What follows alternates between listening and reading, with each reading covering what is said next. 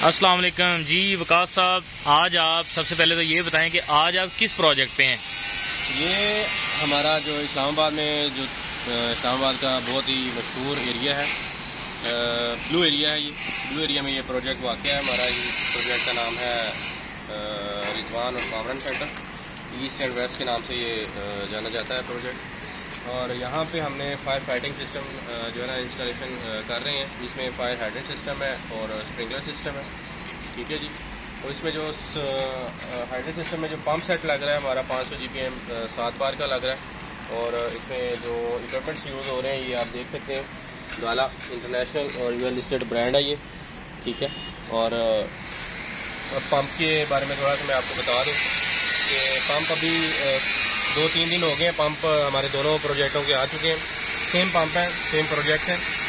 और ये आप देख सकते हैं जो कि पंप का मेन सेक्शन मैनिफोल्ड है। सेक्शन मैनिफोल्ड इसका 6 इंच का है और पंप सेक्शन जो है ये इसका है 4 इंच का। अच्छा सर, आप पहले तो ये बताएं कि ये जो पंप सेट इस वक्त हम देख रहे हैं ये आपने असेंबल किया है या इसी तरह असेंबल्ड आपने इंपोर्ट किया है?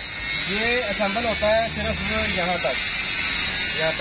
अच्छा जी, ठीक है। बाकी सिंगल स्किड पंप भी आते हैं, जैसे आप अभी आपके सवाल में 2 चीज़ें थी, 2 क्वेश्चन थे, एक क्वेश्चन के अंदर 2 क्वेश्चन थे।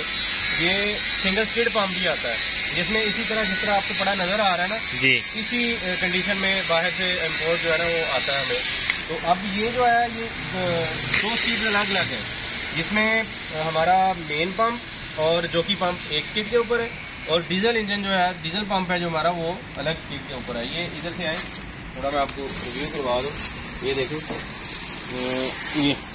ये देखें, ये स्पीड अलग है। अच्छा ये अलग है, सही से, ठीक है। ये हमारा डीजल इंजन पंप है, ये अलग था। और ये दोनों सिंगल स्किड थे, जो कि पंप और मेन पंप।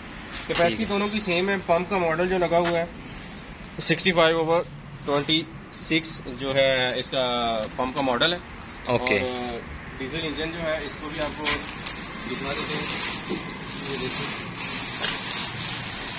ये अच्छा सर ये बताएं, ये जो बिल्डिंग है जिसमें आप ये लगा रहे हैं ये कितनी हाइट की बिल्डिंग है और ये कितने एरिया की है?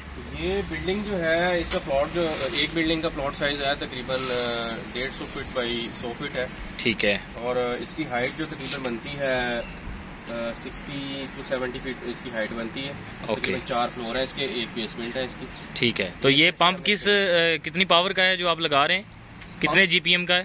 पंप है जो इसका 500 GPM 7 बार का है। ठीक है। और जो जाहिर सी बात है इसमें ग्रेविटी प्रेशर ऐड करेंगे तो यहाँ पे नीचे जो हमारे हाइड्रेंट लगे हुए हैं जी जी, वहाँ तक तकरीबन कोई 9 से 10 जो ना बार प्रेशर पहुँच जाएगा। इसके साथ आप क्या कौन कौन से इक्विपमेंट जो हैं वो ऑपरेट करवाएंगे? इसके साथ इक्विपमेंट ऑपरेट करवाएंगे, मतलब मैं आपको सवाल नहीं समझा। मतलब कि क्या चीजें हैं जो आप इससे ऑपरेट करवाने जा रहे हैं? हाइड्रेंट्स हैं, स्प्रिंकलर्स हैं, होज रील्स हैं? इसमें जो इंस्टॉलेशन के मेन कंपोनेंट्स जो होंगे ना पंप के जी, वो हम इसमें ऐड कर रहे हैं। अलार्म चेक वाल होगा जो कि स्प्रिंकलर्स के लिए भी होता है। और जिस सिस्टम में आपका स्प्रिंकलर सिस्टम लगा होता है ना वहाँ पे ये तकरीबन मैंडेटरी होता है अलार्म चेक वाल। यहाँ पे हमारा गेट वाल आ जाएगा। ठीक है। ठीक है जी। गेट वाल के साथ हमारा अलार्म चेक वाल आ जाएगा, फिर सप्लाई की तरफ चला जाएगा। ठीक है। मेन कंपोनेंट हमारे उसमें ड्यूअल कैबिनेट्स लगे हुए हैं।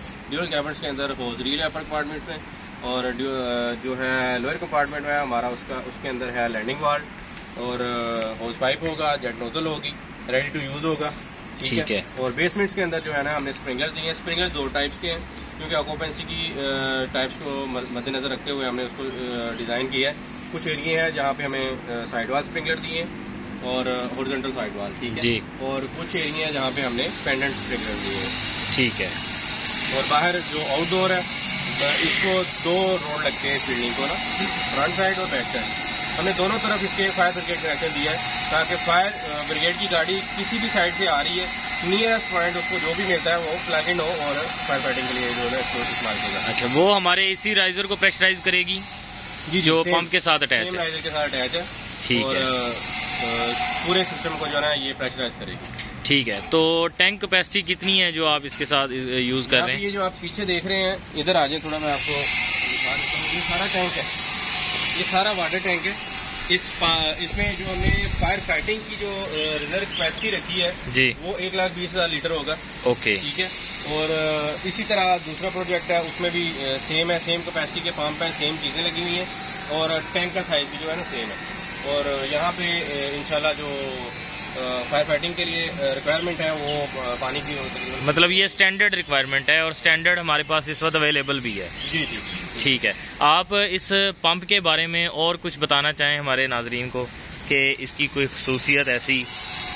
पंप बस ये है कि अक्सर यहाँ पे बिल्डर्स हमारे भाई जो है वो फायर फाइटिंग के आगे जो है ना बड़ा स्टॉप लगा देते हैं कि यार ये पैसे लग रहे हैं, ये तो कॉस्ट हमें एक्स्ट्रा पड़ रही है।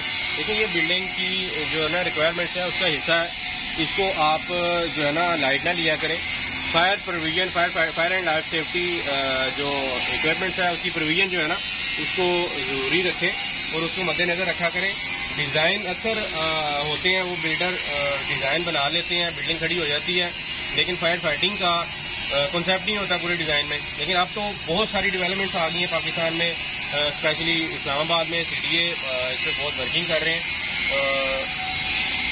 अब जितने भी हमारे जो बिल्डिंग्स बन रही हैं इस्लामाबाद में और पाकिस्तान में ओवरऑल, उसको बिल्डिंग कोड ऑफ पाकिस्तान के पाकिस्तान 2016 के हिसाब से डिज़ाइन किया जा रहा है। उसमें डिज़ाइन मुकम्मल है, fire and life safety system, fire protection system, हर किस्म का जो है ना इसमें सिस्टम लगाया जा रहा है। डिज़ाइन का हिस्सा बनाया जाता है उसको और उसके बाद फिर उसके ऊपर इम्प्लीमेंट किया जाता है। ठीक हो गया। तो सर हमारे नाज़रीन को कुछ अपनी स्पेशलिटी भी बताएं कि आपकी स्पेशलिटी जो है वो फायर फाइटिंग के हवाले से किस फील्ड में है? फायर फाइटिंग के हवाले से हम फायर फाइटिंग का ओवरऑल जो फायर फाइटिंग और fire detection system, security system, safety system, हम मुकम्मल यानी कि fire and life safety system को डील करते हैं। उसमें फायर फाइटिंग का डिज़ाइन हो गया, सप्लाई होगी, इंस्टॉलेशन होगी, या किसी चीज़ की कंसल्टेंसी हो तो इससे रिलेटेड फायर से रिलेटेड हम सारी सर्विसेज जो है ना वो प्रोवाइड करते हैं और पूरे पाकिस्तान में। यानी आप ट्रेनिंग से लेके एग्जीक्यूशन तक सारे काम जो है ना वो अल्हम्दुलिल्लाह हमारा ट्रेनिंग का अलग डिपार्टमेंट है, मेंटेनेंस का अलग डिपार्टमेंट है, प्रोजेक्ट्स, इंस्टॉलेशन, एग्जीक्यूशन का अलग डिपार्टमेंट है। यानी कि डिपार्टमेंटली हमारी जो है ना सिलेंडरों की जो हमारे फायर एक्सटेंशर्स हैं उनकी रिफिलिंग का भी हमारा अलग लगा हुआ प्लांट, जिसमें हर किस्म का जो फायर एक्सटेंशर है वो रिफिल किया जाता है। अगली वीडियो जो होगी हमारी वो इंशाल्लाह उम्मीद है कि हमारे रिफिलिंग यूनिट के ऊपर होगी। उसमें हम डिटेल के में बताएंगे आपको कि हमारी जो रिफिलिंग यूनिट लगा हुआ है उसमें किस किस कैटेगरी के, किस तरह हम उसको जो है फायर एक्सटेंशर्स को टेस्ट करते हैं, उसकी क्लीनिंग करते हैं, उसके बाद उसको रिफिल करके उसको फिर दोबारा टेस्ट करते हैं जब, तो ये सारा मुकम्मल जो प्रोसेस है वो दिखाया जाएगा इंशाल्लाह। ठीक हो गया सर, बहुत शुक्रिया आपके टाइम देने का और आपने बहुत अच्छी मालूमात दी। और नाज़रीन व्यूवर्स के लिए एक रिक्वेस्ट है, हमेशा हम करते हैं कि हमारे चैनल को सब्सक्राइब करें, लाइक करें और शेयर करें। कमेंट सेक्शन में अपना जो फीडबैक लाजमी दिया करें ताकि हम अपनी अंदर जो है ना अपने काम के अंदर मज़ीद बेहतरी ला सकें। आपके जो है तावन का बहुत शुक्रिया, थैंक यू, अल्लाह हाफिज़। ओके जी।